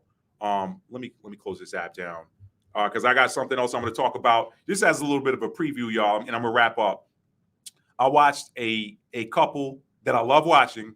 They're Israeli citizens. They do a lot of great shows on archaeology and everything. And I was watching them. They were a guest on somebody else's podcast, and they were talking about how much strife there is in the air over in their home country. And, one of them was saying, look, people need to stop saying that this is mine and this is mine, and everybody just needs to turn to Jesus. I want to talk about that because, and I'm just giving y'all a sneak preview of my next live, perhaps. Excuse me, y'all, I didn't catch the mute button in time. I want to talk about that because honestly, y'all, that is the narrative that has been the framework for land grabbing all over the world. Go show up in somebody's house who welcomes you in. They welcome you in. They welcome you into their house. It's almost like the people that were like, no, you can't come in here. Their country remained intact. It's the people that said, hey, you know what? You having a hard time? Come on in. Welcome.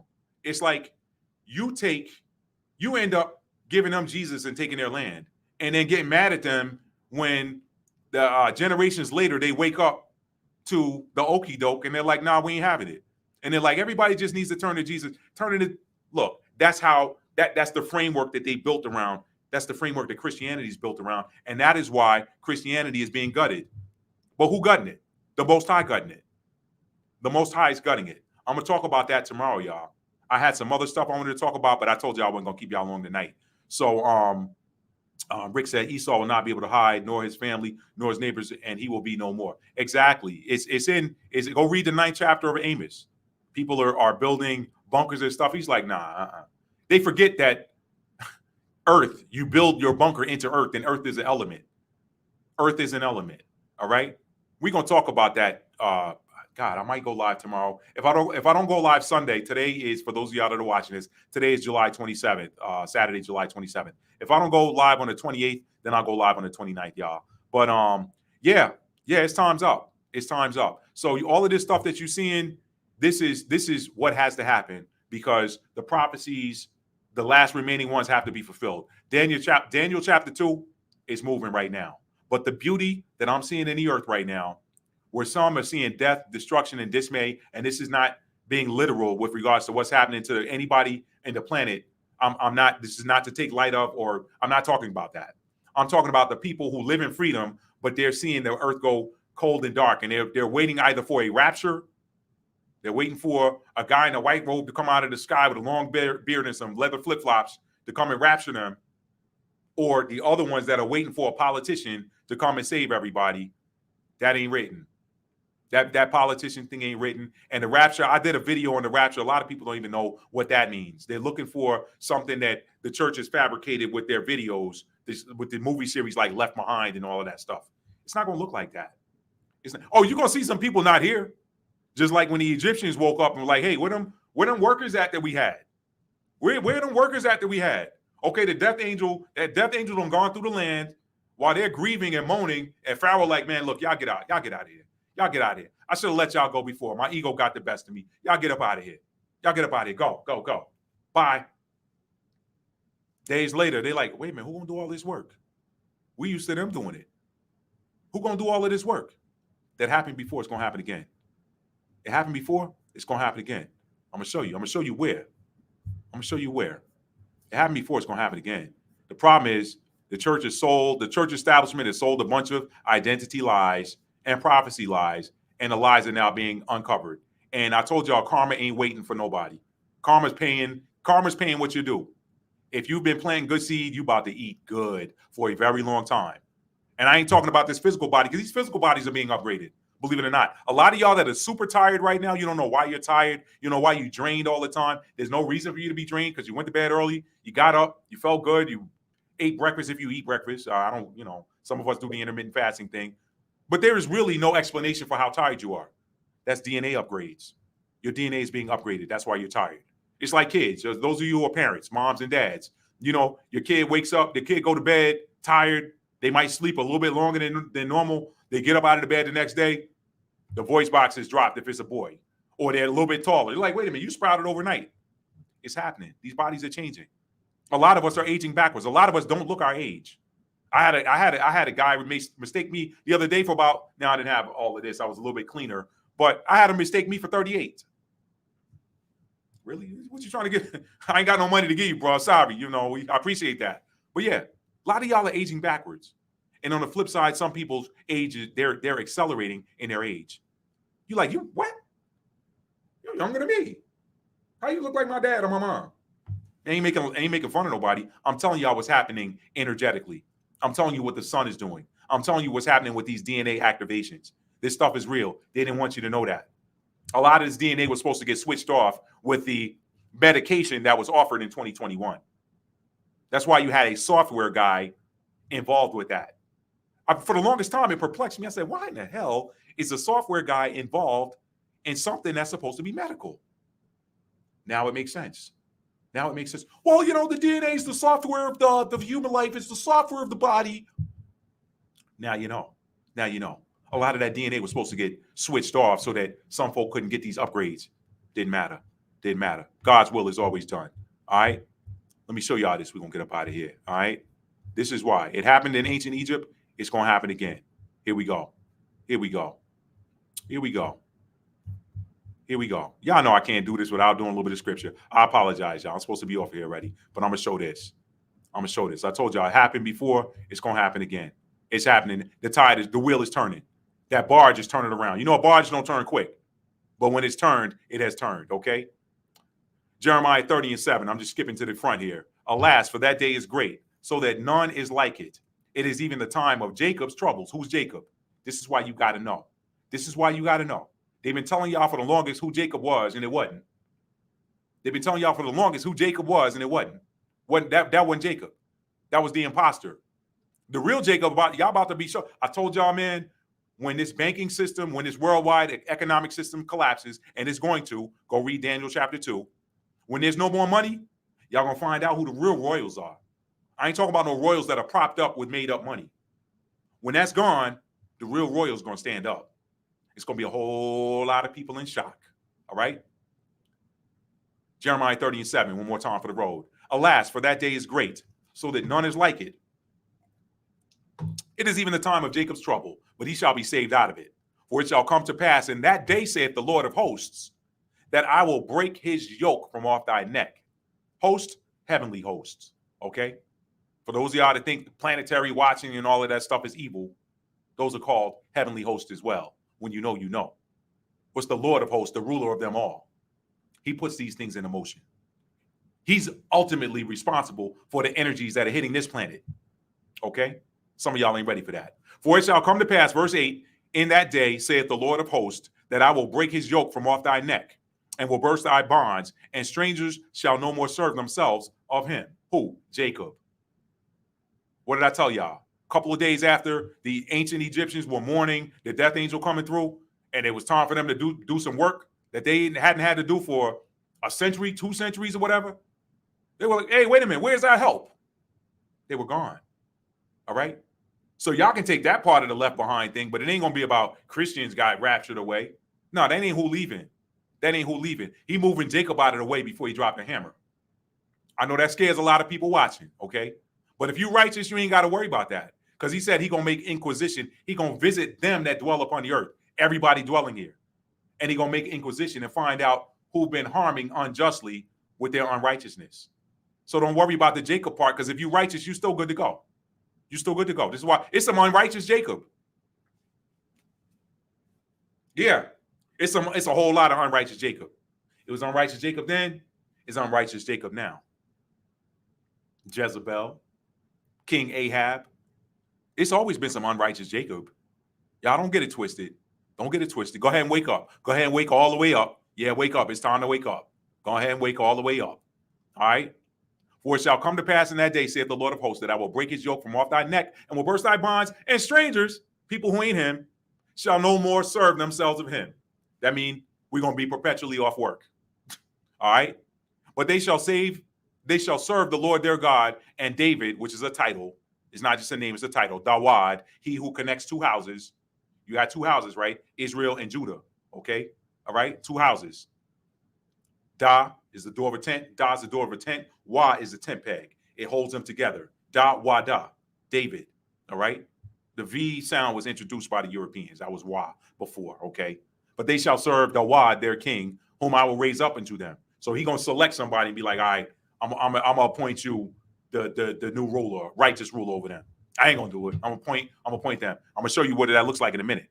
Therefore, fear thou not, O my servant Jacob, saith the Lord, neither be dismayed, O Israel. For lo, I will save thee from afar, and thy seed from the land of their captivity.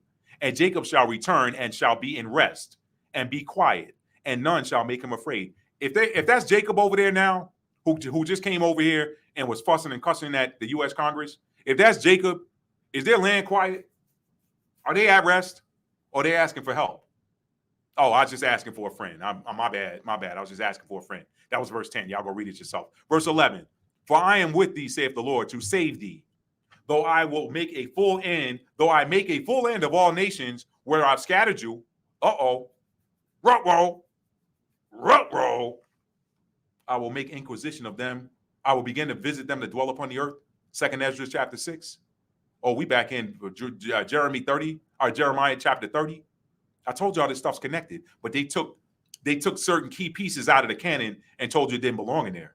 So you couldn't connect the dots. I'm connecting them for you right now.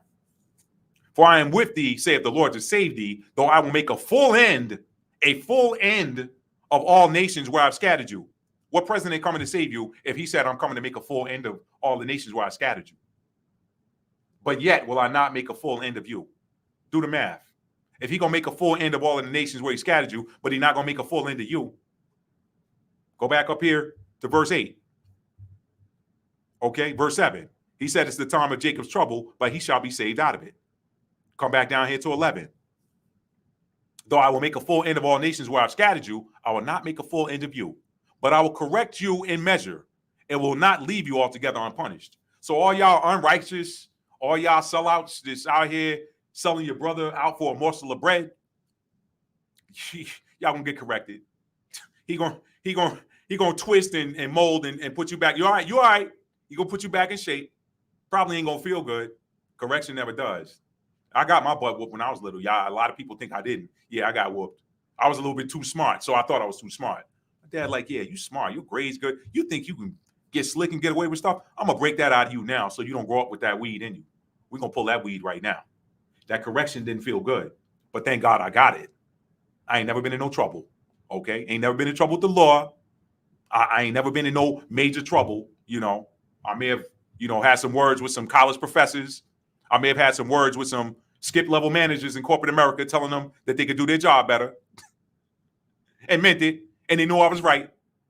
But I ain't never been in no trouble. Thank God. All praises to the Most High. All right. So let's skip down to verse 18 and let's get ready to wrap it up. Thus saith the Lord, behold, I will bring again the captivity of Jacob's tents and have mercy on his dwelling places. And the city shall be builded upon her own heap, and the palace shall remain after the manner thereof. If a city's going to be built on its own heap, that means somebody's stuff about to get wrecked and messed up. I wonder how that's going to happen. He told you he was going to do it. Verse 19, and out of them shall proceed thanksgiving and the voice of them that make merry, and I will multiply them. All this abortion clinics in the hood, all of this putting people on birth control and messing up their innards so women struggle with all this fibroids and all this stuff. Nah, that's over with. He said, I will multiply them and they shall not be few. I will also glorify them and they shall not be small. Their children also shall be as aforetime, and their congregation, the collection of them. That's what congregation means. It ain't church. It ain't a church congregation. And their congregation shall be established before me, and I will punish all that oppress them. That's coming. That's on deck. They trying to stave it off. And their nobles, this is the part I like. That's why I got it highlighted in blue. And their nobles shall be of themselves, and their governor shall proceed from the midst of them. Ain't gonna be no more President Biden. Ain't gonna be no more fake soul sister Kamala Harris. Yeah, I said that. Let's call a thing a thing. Ain't gonna be no more soul sister, somebody propping up saying, hey, vote for me. There's still time to get Donald Trump out of here. We gotta beat Trump. Ain't gonna be no, I need the black people to vote for me. You take a chance. What the hell are you got to lose? Ain't gonna be no more of that. Verse 21. He said, their nobles shall be of themselves, and their governor shall proceed from the midst of them. But who was he talking about? Was he talking about Netanyahu, who in trouble with the ICJ, who can't go nowhere other than Israel, and then back home to the United States, and then back home to Israel? Y'all see how I did that? That was smooth, wasn't it? Let me get out of here, y'all. Let me read some final comments. All right? Woo, man. Let me read some final comments, y'all. Y'all know when I get them scriptures, I get hyped up because that's the promise. When somebody promises you something, you get excited, right? If somebody promises you something, I don't care if you're a child, I don't care if you're grown up. Ladies, when that man promises you he's going to do something for you, you get happy, right? You get excited about it. Fellas, when she promised you that, she's going to put that thing on you like the seer in and she's going to do something for you, you get excited, don't you? If she whisper a bug in your ear, you get excited. All right? It's the same way. I get excited when I read these promises of the Most High. I'm like, that's coming. Ain't going to be no more of this BS. Paying somebody for lights when energy on the earth is free. When energy is actually freely harvested, they don't tell you that. Ain't no more paying for food when food comes out of earth for free. We ain't got to do that. And we ain't got to go work to take the money. We ain't got to slave for somebody to eat. That's over with. That's something to get excited about. Anyway, read some final comments, y'all. Let's see. She said, let's see. Okay. Hey, man, Rick, you're my new guy. Thank you, Claretta. Too many talking heads and too much Too many talking hate, and that messes with my spirit. Thanking the Most High for leading me to you, brother. Thank you, Loretta. Thank you, y'all. I don't know, man. I used to be tougher when I was younger, man. I don't know if it's the amount of time I've spent on the earth and the number of things I've seen that have made me a little bit, that have cracked the armor a little bit. But man, y'all, thank you, Loretta. I appreciate that. She said they can't stop what is written by the Most High. Hallelujah. Loretta said, I see all them rich guys are selling their properties and stock shares. I saw that last year. I saw when Mark Cuban sold the majority of his shares in the Dallas Mavericks, and you seeing Bezos and all these people selling off all these shares, you like, yo, they getting ready for something. They taking their money and putting it into precious metals and gold and stuff like that, and they getting missing. You ain't hearing from some of these people and seeing them. They know what's coming, y'all. These people have astrologers. They tell you not. This is the funny thing. This is why, finally, thank God, it seems like I've finally gotten out of the woods with people coming at me in the comments telling me I'm going to hell because I know how to read a natal chart.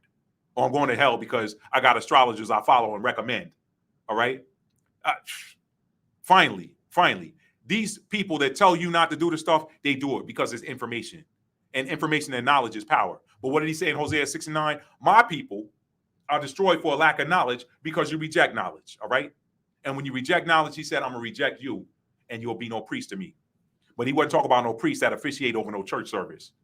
Y'all need to understand that those priests back in the day, the ones that he's referring to, they were priests of the order of Melchizedek. They had power. They had power to command the elements. Y'all hear about Joshua, who succeeded Moses. Joshua was a priest. How do we know? Joshua commanded the sun to stand still. Some people still think that's a fable. But you can look up these articles where they said, hey, the scientists have found that there's a period of time missing. They've done the calculations with the computers, and they can tell you that something didn't add up and there's a period of time missing. And some of them were able to map it back to that passage of scripture in the book of Joshua and the book of Jasher, which is not in the canon, by the way, where Joshua commanded the sun to stand still and it listened. Now, I started to do a video. I could do a video on this, but Joshua and Yeshua, similar vibration, right? Similar power display. Could it have been the same person reincarnated later? Y'all know we come back. They don't want you to know that either. They want you to think that you're a blip in the sands of time, and then that's it, you're gone to spend eternity in heaven or hell. What you doing in heaven? Oh, the church say, oh, we're going to worship before the Lord all day. I don't mean no harm, but I don't even think he want that. Like, he like, go somewhere and sit down. Y'all pet owners, y'all don't want y'all cats or dogs sitting up under y'all all day. Be like, go outside and play. Y'all see the holes in the stories? We waking up, y'all. The sleep spell is falling off. The sleep spell is falling away. All right? Anyway, she said, I heard that the Most High may use Russia to get us out. Mr. Putin doesn't like the way America's treated people of color. I've heard that too. There's another passage of scripture that seems to support that. I'm not sure, to be honest with you, Loretta, but there is something about being placed upon the shoulders and then being brought back into the land. And some people have broken that down as airplanes or ships or something like that. I saw a video by another brother that said he had a vision that a bunch of so-called Negroes were going to ports and sailing back to Middle Earth. Yo, that's what I was supposed to show y'all. Let me show y'all this real quick. Y'all watch this. Let me go to my channel. But yeah, he said I call it Middle Earth, but some people call it the Middle East. Y'all know I've broken down that word Mediterranean how many times? Mediterra. Let's see, Lord of the Rings. Here it is. This is the one.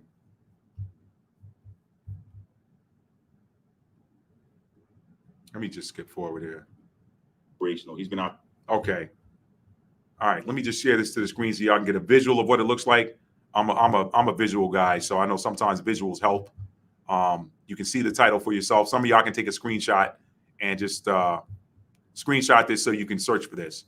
How do the Lord of the Rings films give clues about the Middle East, past, present, and future? Okay. That's one of them I did. And there was another one. This is it. Why the Middle East has been the most fought over territory since the beginning of the time. So that one is another one, but definitely check out those two. That one and the Lord of the Rings video. Not the one about the Rings of Power, the short TV series with Amazon Prime Video. I'm talking about the movie trilogy, The Lord of the Rings. So y'all check that out when you get a chance. All right.